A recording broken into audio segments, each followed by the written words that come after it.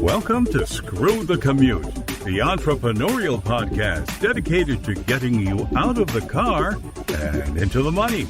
With your host, lifelong entrepreneur and multimillionaire, Tom Antion. Hey everybody, it's Tom here with episode 467 of Screw the Commute podcast. We have another Ask Me a Question session here. I tell you what, I get hundreds and hundreds of questions a week, and I don't know, hundreds of thousands over the course of my career. So I've got plenty of material here for you. A lot of little things that can make a big difference in what your success online or just in business in general. All right, so that's what today's about. Episode 466. Now, I don't talk much anymore about things related to SEO or search engine optimization, other than the simple basics. But if you're going to work on SEO, I know a lot of you are enamored with the thought of coming up high in Google. Getting backlinks are worth your time and can pay off faster than virtually any other SEO technique you can do. And in that episode 466, I also showed you how to ethically spy on your competitors' backlinks, all right, and turn that spy research into cash for you. All right. So anytime you want to see a back episode, go to screwthecommute.com/ and then the episode number. In that case, it's 466. All right. How'd you like me to send you big checks or PayPal or gold bullion, or I don't know anything about cryptocurrency, so you'd probably make a fortune off of me if I sent that to you. But if you're in my affiliate program and refer my products and services, you can make big commission checks, anywhere from $8.50 all the way up to $5,000 plus. So, and anything in between. So it can mean a lot of money to you. So email me at tom@screwthecommute.com if you're interested in that. Now, grab a copy of our automation ebook. I know you're going to thank me because it'll save you enormous numbers of keystrokes and time taking care of customers and prospects and everything. So grab a copy at screwthecommute.com/automate free, screwthecommute.com/automate free. And while you're at it, pick up a copy of our podcast app at screwthecommute.com/app. That's APP, where you can put us on your cell phone and tablet and take us with you on the road. All right, we're still in the middle of this thing with my school, and I really want you to get on board and help out with this GoFundMe campaign, because we're really going to change the lives of some people that have physical disabilities. Not only will they be able to study from home, they'll be able to legitimately get work from home. We're using some of the money to hire disabled people to help run the program. I'm just so excited about it. So go to my school website, imtcva.org, and then /disabilities. That's plural, disabilities. Up at the top, click on the GoFundMe campaign, and you can see some of the people already in the program, and anything you want to contribute will help out. And if you're really flush with cash, you can actually get in touch with me and sponsor a person all by yourself. It's almost like, putting your name on a park bench, or on the side of a library at a school, we're going to honor you for doing such a thing. So check it out. Email me directly if you have any questions. All right, let's get to the main event. More questions. All right, first question is, how do you handle the large amount of email you must get? Well, you got that right. I get an enormous amount of email. And I covered this a little bit before, but I'll tell you what, the main thing about this, it'll probably surprise you, your attitude about it. Your attitude about it. If you're the type that says, oh, I can't handle it. Oh, it's too many. Oh, I'm going to just turn it off and watch Netflix. Well, you're probably not trying to be in the right industry, all right? Because all the money comes by email, all right? I mean, virtually all the money. Everybody at my level makes the big money at email. So your attitude about emails, and I will tell you, when money starts coming in on a lot of these emails, your attitude is automatically going to change, all right? But you just have to have an attitude about, hey, there's enormous numbers of email coming in. I'm going to learn some techniques to handle it. Some of them are going to have money. Some of them are going to teach me cool marketing techniques because I'll be seeing other marketers or what they're doing, and I'll see the ones that I don't want to be like. So it's your attitude. However, I will give you some tips here of how I do it. One of the things is I make folders for different types of emails. That's pretty simple. And a lot of good email programs allow you to set rules. So if you took a couple hours and just learned how to set rules, it would change your whole life for the next ever. Okay, the next ever. I don't know if you can have next evers or not. So I have a rule that says, okay, if you see a certain subject line, I want you to send it to this folder, or I want you to light it up, change the color to red. Like orders come in and they're automatically red. So in all these big emails, the orders stick right out. Boom, boom, boom, boom, boom. And then I can see, is it anything I need to do? Anything I need to make sure gets delivered? So all that was just taking the time to set a rule. When you recognize the subject line of an order coming from Kickstart Cart, my shopping cart, turn it red. Now, also, I'm known as the king of ka-ching. Hey, if you hear a dog in the background, that's a little rescue dog I have. Because you can also make it play a sound. So mine plays the ka-ching sound when it comes in. We have to turn it off frequently because it gets too annoying. You'd wish you had that trouble, right? So learn how to use rules, and all of a sudden things in your inbox will just boom, boom, boom, start going certain directions, and you won't have to look at them individually until you're ready. So you can go to all the promotions ideas, and you can go to all the orders. You probably want to leave them in your main inbox, just turn them red. So, wow, there they are. I got so many orders this morning. So number one is improve your attitude, and is learn how to use rules in your email program to help you with this. And then I swear to you, if you get the right attitude, and every day lots and lots of emails are coming in, you're going to get much faster at seeing what's worthwhile and what's not worthwhile. It's, I've been doing this for enormous amount of years, but still I can just scan boom, boom, boom, boom, boom, boom, boom, boom, boom, boom, see what's worthwhile dealing with and what isn't. And then other folders are full of stuff when I feel like going and looking at those folders to see what's in them. Then the rules help me do that. All right, so that's how you handle large amounts of email. Get your right attitude about it. Okay, next question. I heard you say virtually all new podcasters are doing it all wrong. Okay, what do you mean by that? Well, the typical podcaster, new podcaster, and even a lot of, seasoned podcasters are doing this. All they think about is increasing their number of downloads so that they can get sponsors.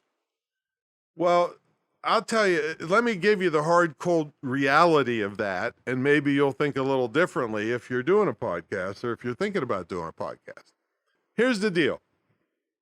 A sponsor will pay anywhere from $10, $12 to, if you're a top show on earth, maybe $25 per 1,000 downloads per episode. Now, you don't even have a clue, if you're starting out, how hard it is to get 1,000 downloads per episode. I mean, you could luck out, but I mean, you're talking less than a 0.5% of podcasters that can open up with more than 1,000 downloads. Now, if they're already a celebrity, that's different, but most of us aren't. So no sponsor will even be interested in you for as long as it takes you to do that, which could be 6 months to a year or more. So you're going to slave away with no money coming in, all money going out to, and it's not a lot of money once you get your equipment. I mean, just a little bit of hosting, up maybe $20 a month for your podcast hosting and all that. But that's just crazy to me, just totally crazy. When you could make the most pitiful ebook, and of course I don't promote anything but high quality, but you could write an ebook or buy a private label rights ebook or something, And on the first episode, make yourself $20. Okay, if you just sold one. Okay, so it's just ludicrous to me that people, oh, I want to get a sponsor. I want to get a sponsor. I got all this great podcast information. Well, if the information was really that great, it could go into other forms that are saleable. Not sitting there twiddling your thumbs and picking your nose, hoping for a sponsor. That's just crazy. Be your own sponsor. From day one, my podcast, I'm my own sponsor because I have a product mix anywhere from cheap stuff to my school and my mentor program and, courses and all kinds of stuff. See? But you don't have to have all of the stuff that I have because I've been doing it a long time. One ebook is enough to start. And if you're too dumb to make an ebook, well, you're too dumb to podcast. All right. I hate to be so blunt about it, but if you just love to hear yourself talk, I mean, that's why I poo-pooed podcasts for so many years. Everybody that had nothing to say just loved to hear themselves talk. Right? Now, I wish I'd have started a little earlier, but at the time, everybody was just here, ego tripping and not making any money. The reason I got into it is because then people started making money. The listenership started going crazy because of new cars can hear podcasts and the Echo devices and Google Assistant devices in the homes. That's when I started. But anyway, you're just crazy and ego driven if you just want to, slop your mouth around and nobody's listening and you're not going to make any money. So be your own sponsor. Get busy and create some products at high profit.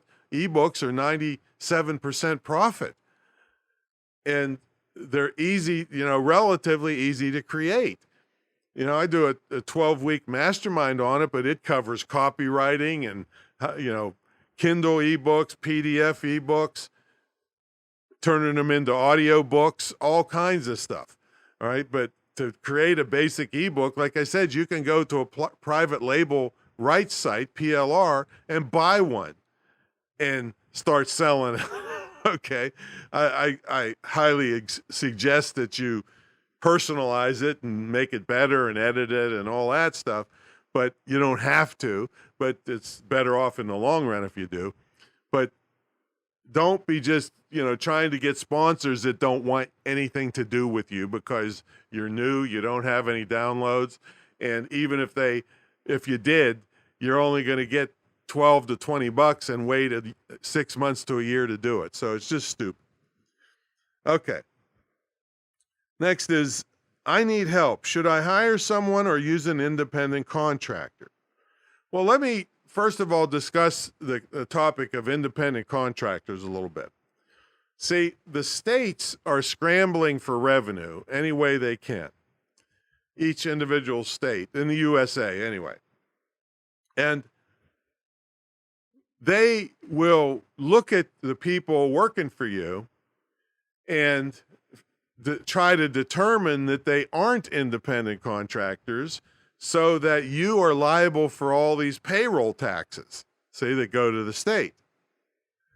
So you have to be very careful when you use somebody and claim that they're an independent contractor. This also depends on the type of help that you need. If it's maybe some website help, well, you might be able to just get a freelancer for, a couple times and use them if you're not willing to learn to do it yourself, and then be done with it. So if you don't pay them that much and they're not regularly working for you, well, then, they're going to be a freelance independent contractor and you're not stuck with them on a permanent basis paying every week.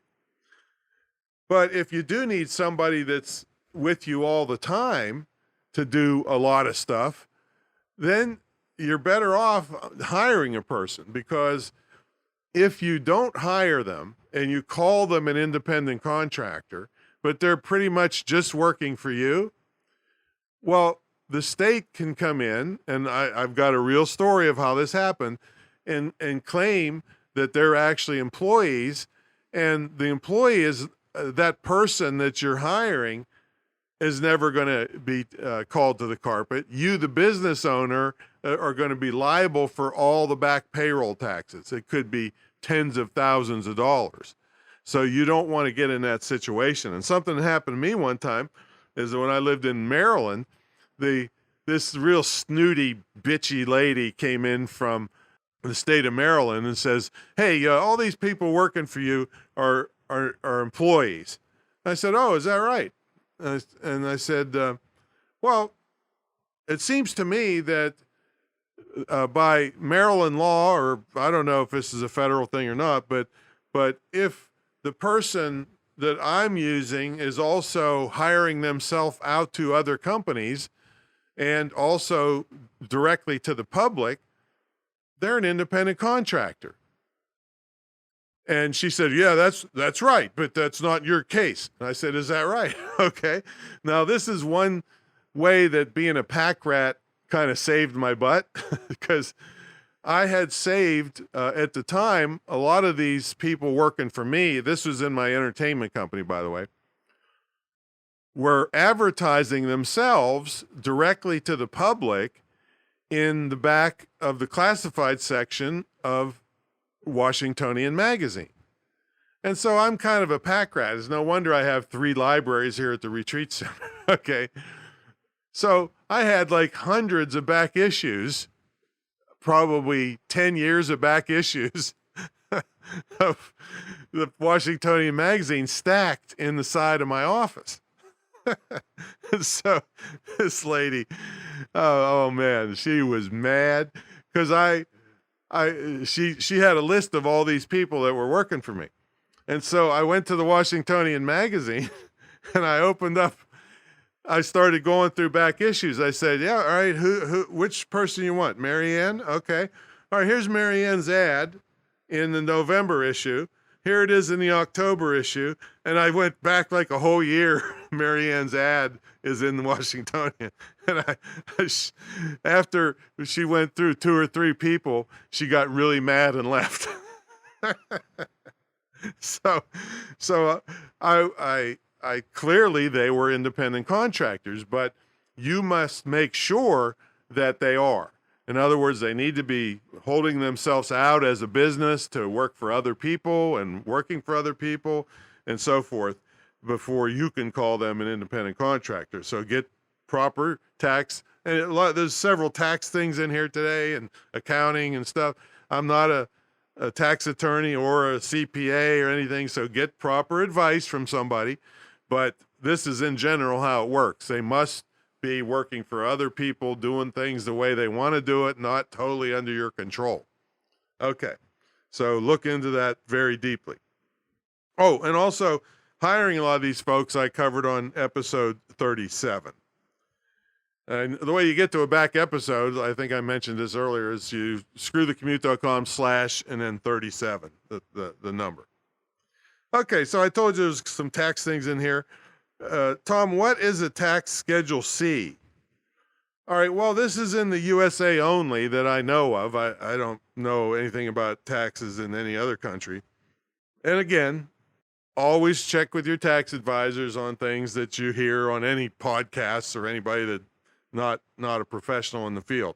You know, I could have been a professional in the field because I've been doing this 44 years. Right? So anyway, a Schedule C is, in my not so humble opinion, is the easiest way to get into business in the USA. There's probably equivalents to it in other countries. Basically, it's you keep track during the year of all your expenses and your income from your business, a side hustle, whatever it happens to be. And you fill this out and include it with your tax return. It's called an income and expense statement for your business. Now, this is, like I said, the easiest way to get into business because you're not having to create an LLC or a corporation or any kind of business entity. You're a sole proprietor, they call it. There's a lot of advantages to this tax-wise. Again, check with your tax consultant or read up a lot of bit on what's legitimate tax-wise. So it's the easiest way to be in business. You just have to be organized, keep track of how much money you brought in from the side hustle, or if it's a full-time business, and how much expenses. And you normally need to have a business checking account. I think you can use your personal account. I'm not sure about this, but normally you look more legitimate to the IRS if you have a business checking account separate from your personal checking account. And a lot of people don't start this way. I got to tell you, they just start on a shoestring, not jumping through any extra hoops, and start doing their business. Just keep track of things. That's what a Schedule C is. And as soon as you fill it out and turn it in with your tax return, I don't think you can turn it in with the easy form, like if you're working a regular job and you just have a W-2 statement at the end of the year with all the payroll taxes and all that stuff. I think you have to file the full 1040 form and then include the Schedule C with it. So there's a lot of advantages to doing it. I can't go into a lot of depth in it. I haven't been a Schedule C person for many, many years. 40 some years. So bottom line, it's the easiest way to get into business, but you got to keep track of your income and expenses. Okay. So a spinoff on that question, I kind of lumped these together, is can I take my car expenses off my taxes? Well, here's how I've been doing it for many years. Now, the first question would be, do you have one vehicle that's that you're using for business and personal? If that's the case, then you and your tax advisor, not me, your tax advisor, would get together and come up with a reasonable percentage of use for business. So let's say you're still going to a full-time job and you're doing this on the weekends. So maybe they allow 20% of your personal car for business use. I'm just making these up out of thin air. You got to work with your tax advisor to see what's reasonable for you. And so part of your insurance, your fuel, your maintenance, everything is just gone by percentage. Now, another way potentially to handle it, again, talk to your tax advisor, is you keep a log of your trips and which were business and which were personal and how many miles. For years on one of my trucks, it was part business and part personal. So I had a log every trip. I just pulled up this clipboard and said, okay, I had to go to Home Depot to pick up, plywood for this porch repair or something, or part of my my business, like my school. Let's say I had to build something at the school, so I said, okay, picked up Home Depot, went to school, repaired, came back, 22 miles, that kind of stuff. So your tax advisor will tell you makes the most sense for you. But yes, you can. And it's not just your vehicle. There's all kinds of things with home office deductions and your computer and your internet connection, your insurance, things like that can be worked into the deal. But again, you don't want to get in any trouble.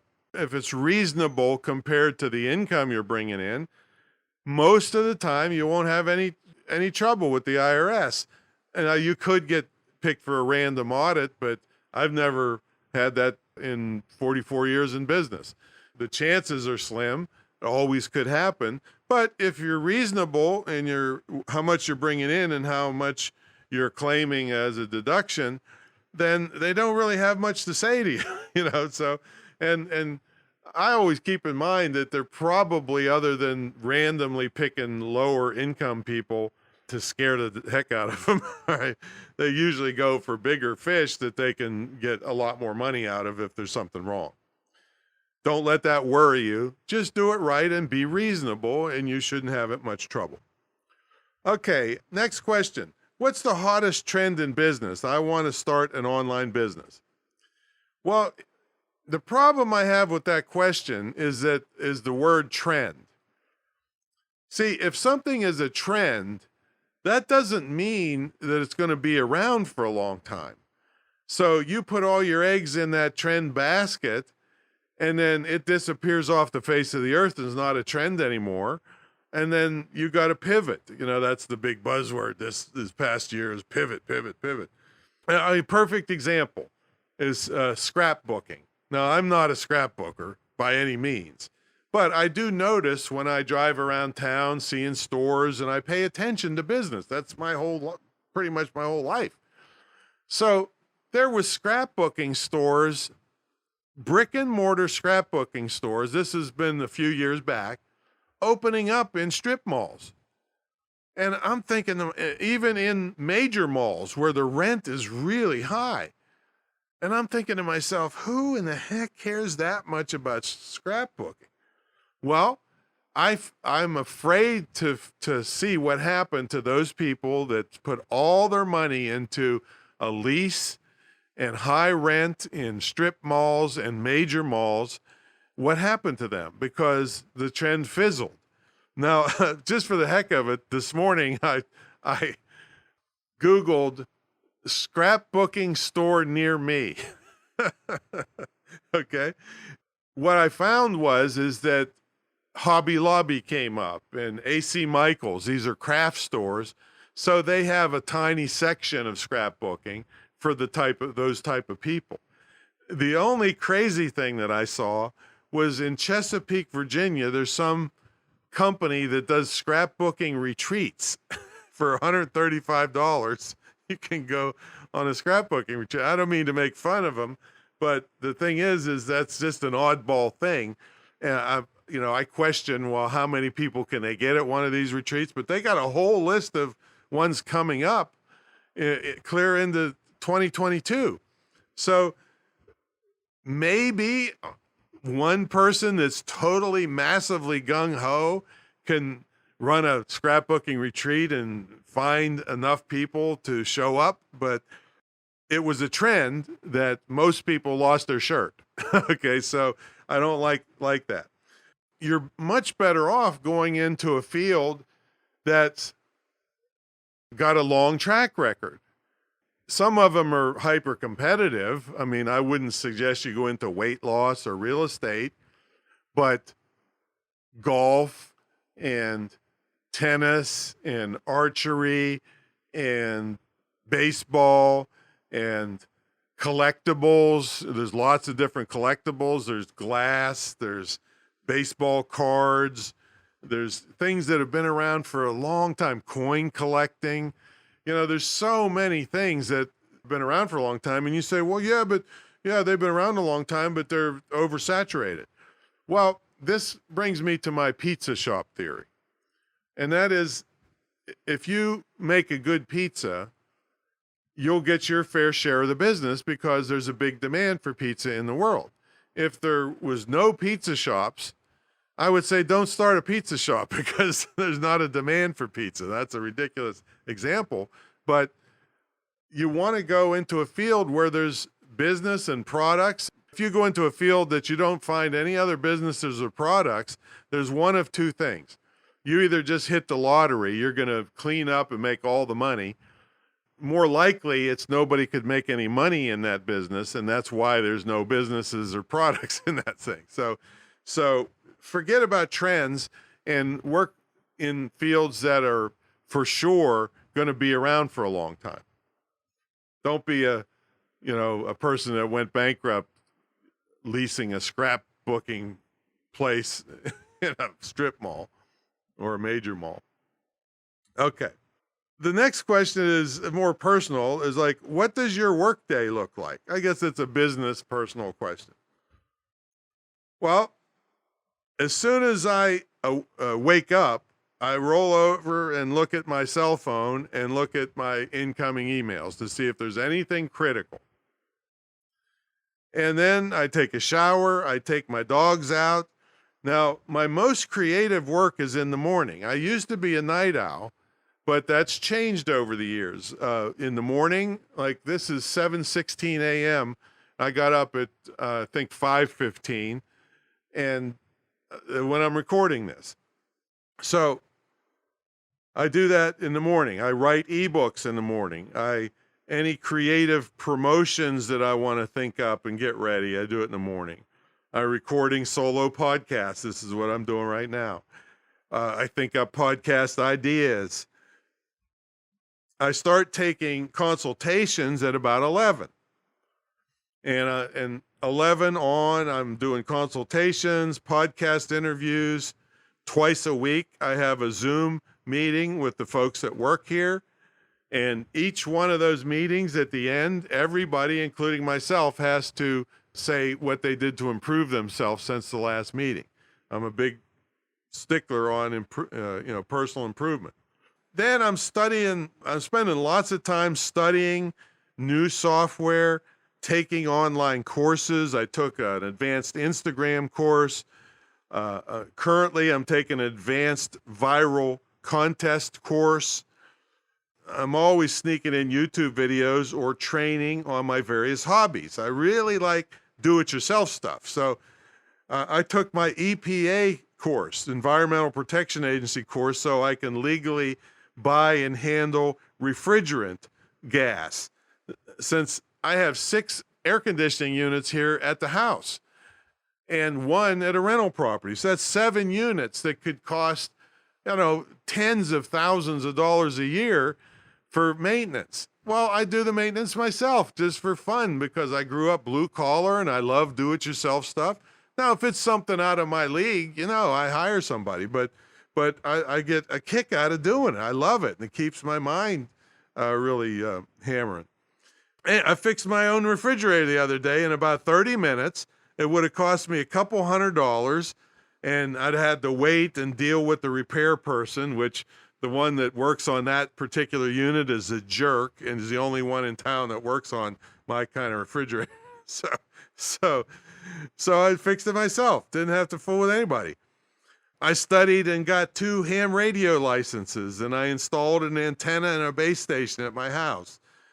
I took a 12-week grant writing course, and that's to complement my training for the disabled I mentioned at my school. So when I prove that I can do this, then I'm going to try to get grants to really ramp it up really big. See, so again, even if I hire a grant writer, I know what I'm doing now because I took the course. I'm just a continuous learner. I just really like knowing how to do stuff. And that's only just a fraction of the things I've taught myself how to do. Now, for fun, fun at the house, I usually watch America's Got Talent, X Factor, or Britain's Got Talent because I just love it when the underdog makes good. Right? And if you ever decide to do that, just look for number of views and how long it's been out. So if you see like 1 million views and it's been out 3 days, there's something really special about that video. That's how I do it. And then during the course of the day, I take the dog out 4 or 5 times. I'm telling you folks, a lifestyle that I've been living for many, many years. I just do what the heck I want to do. I still get my obligations done, but I can get them done anytime I feel like it. I don't have to answer to any schmucks, that are my boss because of nepotism. I would last 2 seconds in a corporation when some numbnuts, tried to tell me something I knew was bullshit. So anyway, take the dogs out 4 or 5 times a day, do some training with them. Now I try to keep up on current events with the TV playing in the background. And so that keeps me what's going on. So people ask me all the time, why do you do this? You could have quit years ago.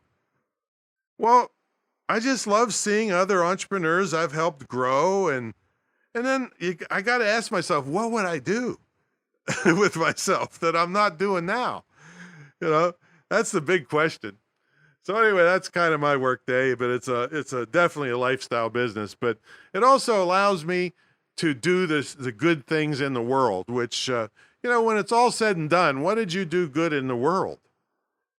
So I've helped thousands of entrepreneurs be successful, change the course of their life, change the course of their family, keep them from going bankrupt, keep them from losing their homes. I mean, people I never even, like one lady came up to me, I'm doing a fundraiser, no less, up in Philadelphia. Some lady comes up to me blubbering, just crying. And I'm like, oh my God, what did I do? And she said, I heard you speak 10 years ago, and we were going to lose the house, and I did what you said, and my husband and I have an online business now. We saved the house. We're doing really great, and it's all because of you. And I'm like, man, I start crying. She started crying. So there you go. I mean, right there is enough to pay to keep me going here. And like I said, what else would I do? And it allows me to do this crowdfunding campaign because I really want your help to change these people's lives and prove that it can be done. And we're going to use some of the money to hire. And I'm not taking a nickel out of this, folks. I've put probably $2 million into this school and never taken a nickel out. You know, so it's just all salaries for people and running the software and doing all the crap we got to do, rent and everything to keep the school running. But I haven't taken any money out. I'm trying to do good in the world with this school because I'm not only going to be around for so long, but the school can be around forever helping people. So love to have your help with this. Go to imtcva.org/disabilities. That'll be in the show notes. Click on the top at the GoFundMe link and see what we're doing here, and anything you can do to help, we really appreciate, and you will be part of changing these people's lives. All right, that's my story, and I'm sticking to it. I'll catch you all in the next episode. See you later.